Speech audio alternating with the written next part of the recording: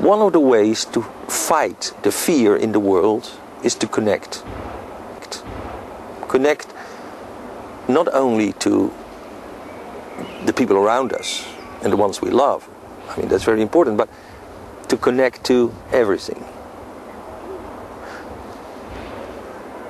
To the city, the government, the world, our enemies, but also to the flowers, the animals, and to every atom that, the way I see it, is here for a reason. Is conscious, maybe on a different level, but is conscious about being here for a reason. Right now, right here, creation, which is what we're living in, the things that came to be, because I believe it's the divine intention to have love and truth in creation, and that they have to come together. But I believe that all these connectedness, which holds together, and which a physicist would explain to you as energies that resonate, are that love, that connectedness. There would be no material world without connectedness, without vibrations, atoms, electrons, quarks, whatever, relating, connecting, resonating. Now, that resonance is what we have to look for. And in the old days, there was a whole wisdom. You might call it magic, you called it the Vedantic, the old Vedas. It was the knowledge of connections. And people saw it as a magical knowledge. If you knew the connection between me and the flower, and the name of the flower and my name, and everything and everything, if you understood the connections, you understood the world. In Sanskrit it was Ya Evam Veda. 3 words that say that knowledge and power are connected. That if you have the power, you get the knowledge. But it's knowledge about connectedness. It's really knowledge about love. So, what do? We have a world that's full of fear. We are afraid of the terrorists. We are afraid of the tax people. We are afraid of you. Always there. So I think we have to look in what psychology and psychiatry and our dear friend Freud and all those people, and maybe using knowledge from long, long before, that knowledge, that understanding about how our psyche works, we have to use that for the psyche of the world. Because this fear that pervades our lives is a collective fear. It's not anymore you and me, it is me against the government, me against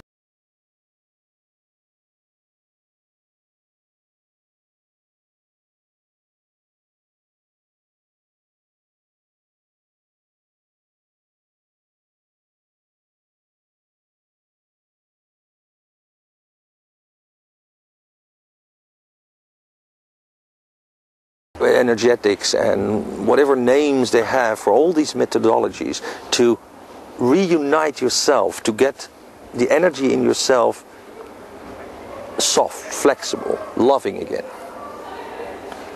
To use that. And there is a lot of knowledge about that. But it's used for individual patients or to help you get through this crisis or that traumatic experience, and we use all kinds of means, and there is technology like LSD that Albert Hofmann discovered that could help you with it. But it's all pushed away as dealing with symptoms in individual cases. I feel the world now needs those therapies, needs those understandings, those wider tools to deal with the fear, to deal with the unconnectedness that creates the fear. And it's simple to say, well, pick up the phone and phone someone or reach out to someone. But I think we have lost that capacity to reach out because of that fear. So we have to very slowly rebuild communities on a very small scale, starting with the family. Recognize that we've lost the family connection for many people, but beyond the family, your neighbors, your neighborhood, your city, reconnect. And I don't think it's a rational process. I don't think it's a process of rhetorics or political engagement. It's a human engagement.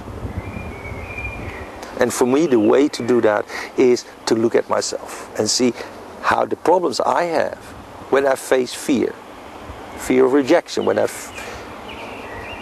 meet something that makes me inside stiffen and tighten and get the armor up.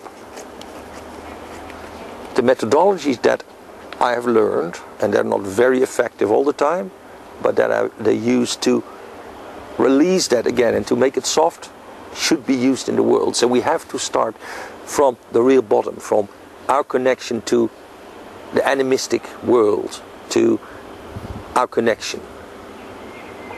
And we lost it. We lost it because we believe it's not rational to talk to trees and to enjoy animals or feel connectedness to even to wood or whatever.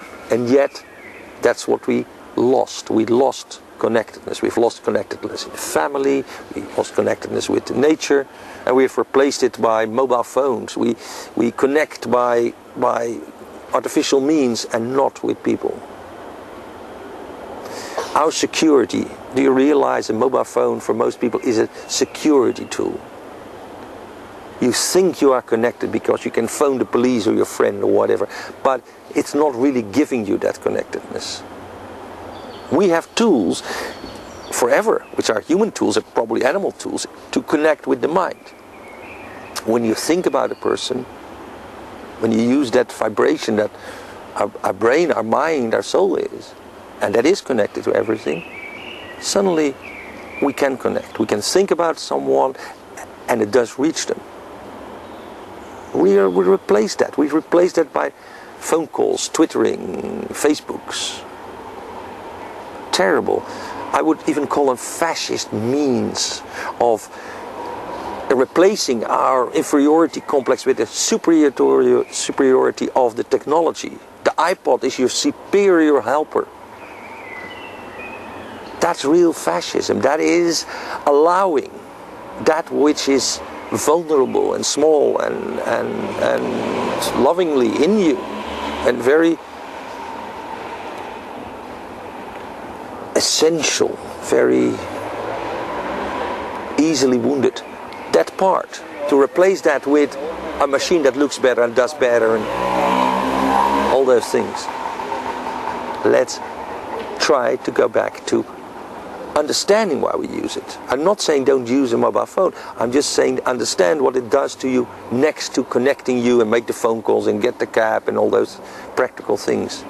It also eats away from our connectedness to ourselves and to the world.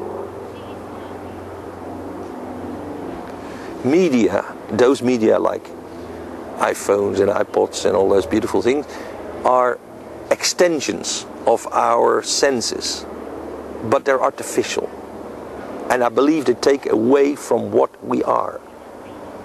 They're dangerous.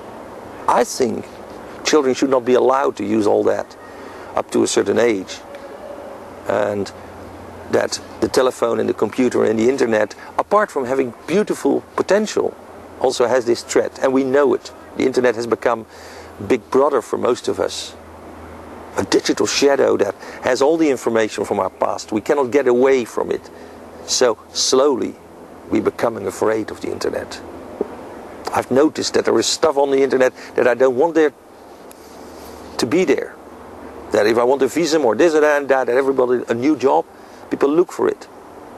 The internet is becoming a power bigger than ourselves, and it feeds the fear because we don't use it the right way. In itself, the internet, tools, mobile phones, they're all fine. But we use them in the wrong way. We use them to grow the fear, to make the fear harder. And as in my body, it leads to hardening parts. It leads to the world becoming harder, stiff, armored, So, fear. Summing it up, fear is what at this moment is all around us, in the world, it's in the media. And I believe that to counteract that fear, to come back to the feeling of communion, the feeling of being together, the feeling of being safe, we have to look at what happens in our own body and use the tools from the psychotherapy and from all the great thinkers and doers and therapists of all times to find out how we can use that awareness, how our own body works and our own emotions work, to fight this. And then we fight the fear in the world, and then we fight the financial crisis, and then we fight the wars, and hopefully we will be better off.